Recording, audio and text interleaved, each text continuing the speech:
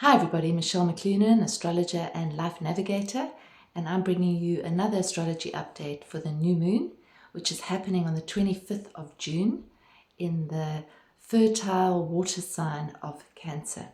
This is a very strong new moon because it's accompanied by Jupiter, which has just moved into Cancer. So the new moon, meaning the sun, the moon, as well as Jupiter, which is the biggest planet that we have in our solar system, are all bunched together in the sky in the sign of Cancer. So that's a big deal because Jupiter has a 12-year cycle. So this only happens once every 12 years that Jupiter moves into the sign of Cancer. And in astrology, Jupiter is in what we call its exaltation in the sign of Cancer, which means that it's very happy in the sign of Cancer. Jupiter is the planet of opportunity, abundance, growth, expansion. Jupiter really wants to lift us up out of the mundane, out of the normal, out of the form, and help us to see a bigger perspective. So when Jupiter touches something, it's quite a big deal because what it does is it amplifies that energy. This is a big theme because it doesn't always happen that these three come together all at once.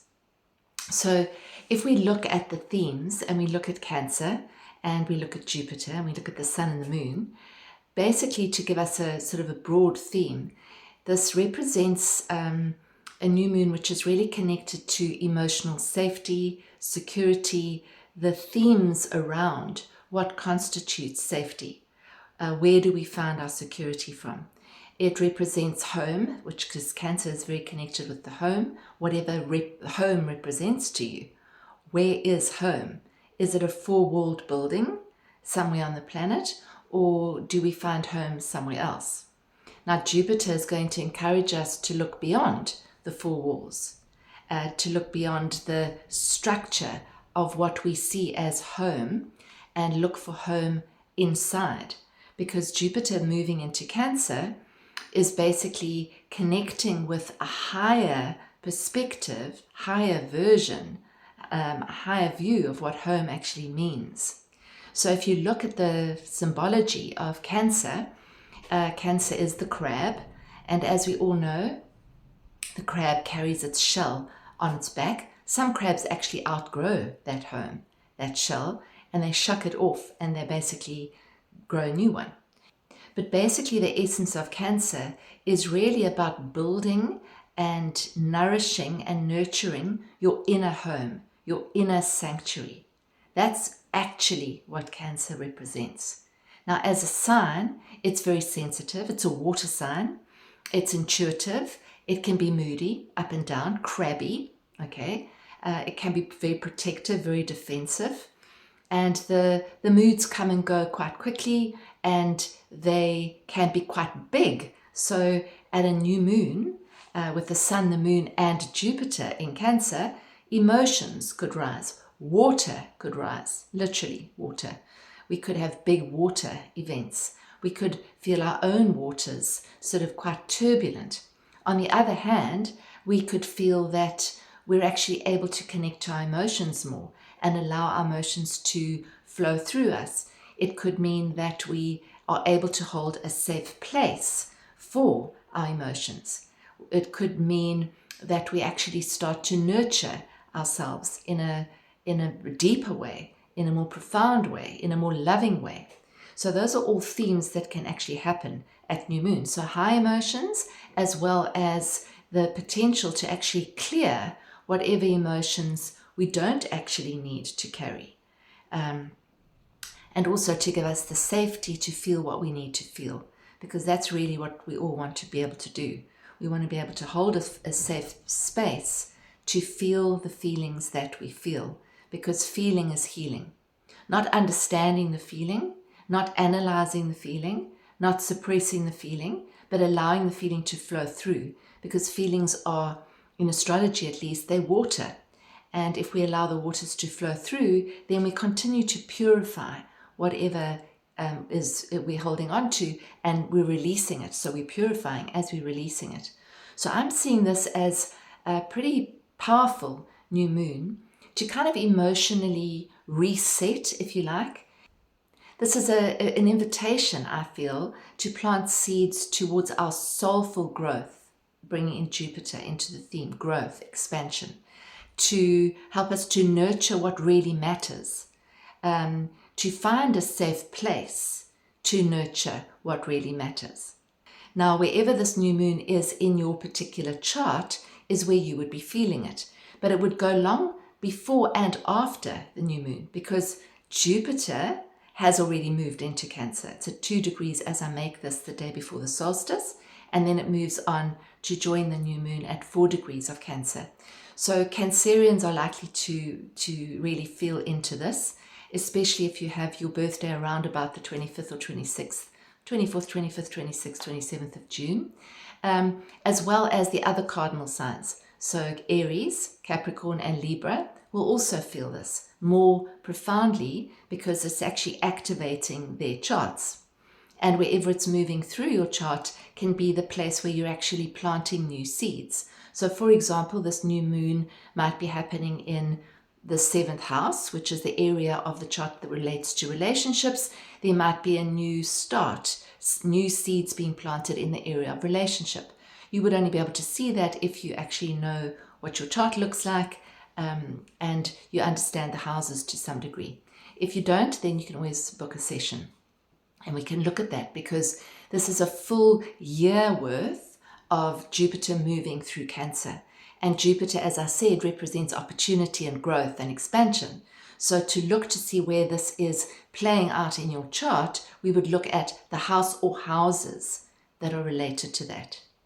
Now, the other thing about this new moon is that it's not just sitting on its own.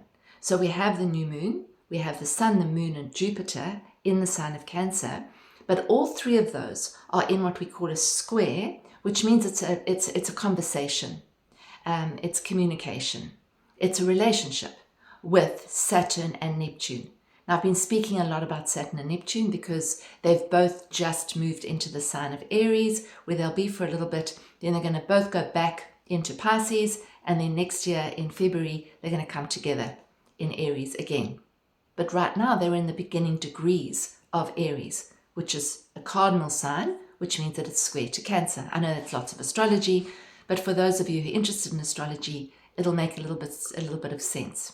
Because I do try and teach a little bit in these sessions to give you a slightly deeper understanding of what we're looking at when we're looking at the movement of planets, which relates to our movement.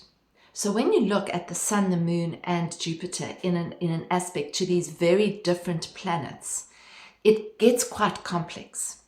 But what I can say about it is that if you look at Saturn, which is now in Aries, Saturn is the planet that represents responsibility, structure.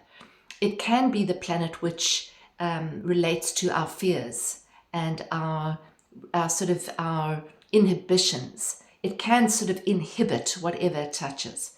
But on the other hand, it can actually give us the responsibility to actually move forward. It can help us to reassess what isn't working. It's the teacher planet. It's the planet of karma. So it's the planet which helps us to mature. So when that is in an aspect to the sun, the moon, and Jupiter, that's got its own energy. By the same token, the sun, the moon, and Jupiter are also in a square to Neptune.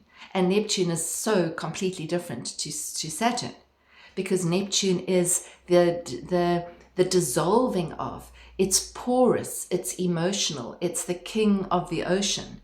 So when it's connected with that, it can almost feel that there's confusion, that there's overwhelm, that you almost feel unmoored, that you sort of have left the shore and you're not quite sure where you're going. So it can feel a little bit overwhelming and a little bit kind of confusing in terms of direction and where you're going and where you're headed. So there's a very dual theme here. The Neptune influence can also open up a portal for healing, for connection, for spiritual connection, for emotional connection.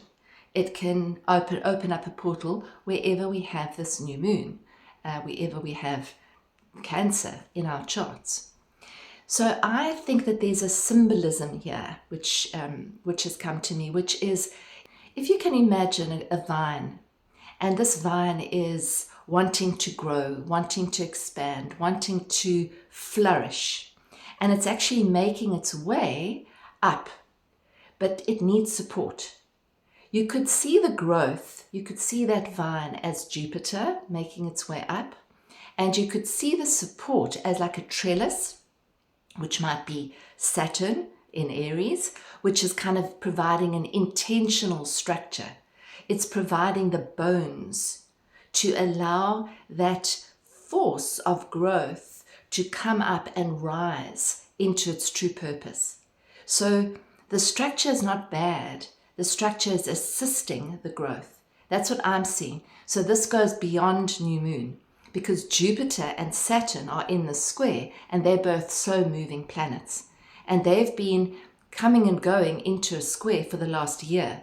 This is the final square between them before they move on, because they move at different speeds. So this is a time of kind of integration. It's a time of really coming to terms with these two different energies, with the energy of growth and flow and abundance and purpose and reaching towards the light and wanting to be free enough to do that, and then balancing that out with maturity, with responsibility, with that kind of structure that we actually need to support us in that growth. And you could almost see it that, the trellis doesn't limit the vine. The trellis supports and shapes it so that it actually moves in the right direction. So it's not a battle, it's a relationship. You can see it as a battle.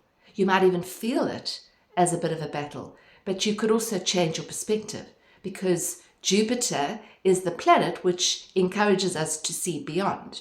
So to see beyond the perceived limitations and to grow beyond that, to see it in a different way, to change our perspective and say, how can I see what might appear to be a limitation, or something that is slowing me down, or something that is stopping me from doing something? How can I reframe that? How can I see it in a different way, from a different perspective? That is really what Jupiter wants us to do. And Jupiter is very active right now, very active, in a good way. As I said, can amplify. So if you have issues relating to this, it can amplify those. But it also gives us the opportunity of seeing it in a different way, in a different light. The last time Jupiter was in Cancer was 2013 to 2014. So you can look back to see what was going on for you there. That was the last opportunity cycle of Jupiter moving through Cancer, and then it obviously moved into Leo. So that is a repeat. It doesn't mean that exactly the same thing's going to happen, because we spiral upwards. So you might have been dealing with something really difficult at the time, and it might be a good opportunity for you to look and see how you've grown and how you've changed your perspective. What is your belief system now? Where are you now in your life? It's particularly in terms of your home, what you perceive as home, your connection with your own nurturing. Are you able to bring more balance to nurturing? Are you able to bring more balance to being? Are you feeling more comfortable in your inner sanctum, in your inner home? And if not, then maybe this is the new moon to plant seeds towards that. So it's actually a very beautiful new moon. Supporting this, we also have Mars in what we call a sextile, which is a very positive aspect to the new moon. Now, Mars is in the sign of Virgo. Virgo is a practical earth sign. So it's supporting us to come home to who we really are, to nurture ourselves, to acknowledge our feelings, to provide a safe place for those feelings. In Virgo, it is suggesting that we start some kind of routine, some kind of practical action. It could relate to the way we treat our bodies. It could relate to what we're eating, what we're drinking. It could mean that we need to do a detox. It could mean that we need to cut down on a certain thing that we're eating or drinking or doing, so that we can actually access beautiful, more health. So that is supportive. It's also encouraging us to be discerning about what we need to do, because Virgo is the sign of discernment. So does this work? Does this not work? No, that doesn't really work. And I've been doing that for too long. So what would work more? What would assist me in my growth up the trellis more? So it's actually sort of helping that trellis. It's giving us a little bit more support in our journey. In our inner space community, we have an online community that meets twice a month. This month we're meeting on the 8th and 22nd of July. We are actually examining this theme. We're exploring this theme called sacred nurturing. And because this goes beyond the month, it's a really good way to kickstart this journey of Jupiter through Cancer for the next year or so. So you're welcome to join us for the month, or you can join us permanently, join us every month.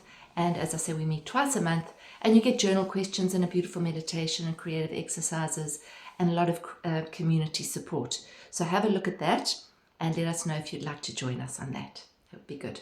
And if you are wanting a reading, you can contact me via my website, and we can set that up as well to examine where your opportunities and growth lie in the next year, and how you can actually hone your vision and hone your energies towards actually manifesting those. I did draw a card. I drew a card out of the Sacred Oracle Horse pack, and the card that popped out was White Horse. And the words underneath the visual says, return to your true nature, heart coherence, purification, and light. Beautiful. The light body of White Horse speaks to the highest level of your soul's expression, a symbol of purification. White Horse will help you release all that does not resonate with your values and your truth. Follow this guidance so you may return to your authentic nature, aligned with your fullest potential. That speaks very loudly to Jupiter. To receive the illumination of this marvelous being, be the sage, Saturn. Willing to surrender the familiar, the ego-based, Neptune. And short-lived gratification in favor of liberation, service, and honoring the sacred. It's beautiful. You are being called to return to the light of your true self. If you feel you're already living authentically, an entirely new expression of your soul may be wishing to come forth. It is again time to shed and release more layers. In the physical world, there are many ways to express yourself. However, mundane tasks and responsibilities might feel like they pull you away from your higher purpose. Constantly serving in a way that is unaligned with your unique needs, style, and offerings can bring your spirit down. These actions create inner conflict, disharmony, and can dim your light. Horses who roam fields in herds and live their natural way exist in the space of light. They're in harmony with each moment exactly as they were intended. The magnetic field of their hearts is 5 times greater than humans. The state of their heart, mind, and emotions are aligned and in sync, creating heart coherence. They are in harmony with self and the environment and are being who they are truly meant to be. When sharing time and space, a horse's heart field can influence a human's heart rate, bringing a human heart into the same coherence. This is very much about heart coherence, and horses can help us to do that. White Horse urges you to purify your mind, your emotions, and the physical world that takes you away from your natural way of being. This will allow more light to project from your core, heart, and entire being so you can inspire others to honor the path of the soul. It is time for you to create more heart coherence, to guide you towards this greater purpose. White Horse asks you this challenging question.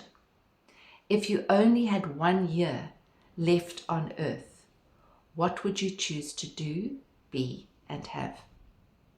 Good question. Look boldly at what you're doing and what you have wanted to do most of your life. Are you shaping your life so that you can express your true values and cast the golden light of purity on all who meet you. If you feel you're holding back your light, begin your purification process by releasing that which does not serve you. Clear clutter, align your desires, live truthfully, and allow the light of your soul to shine through your joy. That's a beautiful card. What people, objects, activities, or responsibilities can you release to make space for your more authentic self? What fears, if any, do you have that limit your ability to allow your true essence to shine? How can you create more harmony between your heart, mind, and emotions? What would you spend your time doing? When and how do you connect with the energy of your higher self and soul's expression? And how can you bring more of that expression forward? So that's a beautiful card. It definitely supports the energies of this new moon. And I'm really seeing this as a chance to expand and connect more closely, more beautifully with our true home, our inner sanctuary. And it's a chance to really connect with that over the next few days leading up to the new moon and after the new moon, because Jupiter's hanging around the sun for a while. And so this extends beyond just the day of the new moon. So if you're feeling it now before the weekend, before the new moon, really start to activate this energy and release, stop, come back into presence, come back home as often as you need to during the day, during the night. There's a lot going on our planet right now, obviously. And we can hold the light. We can be the light that we want to see in the world. And that does have an effect. So thank you for joining me today. Thank you for supporting the channel. If you did enjoy this, please share it and comment. Let me know how you're experiencing these energies. And if you haven't liked the channel, please do like it and subscribe and press the notification button so you'll be informed every time I post, which is every 2 weeks or so. So thank you for joining me. Have a beautiful new moon, and we'll see you next time.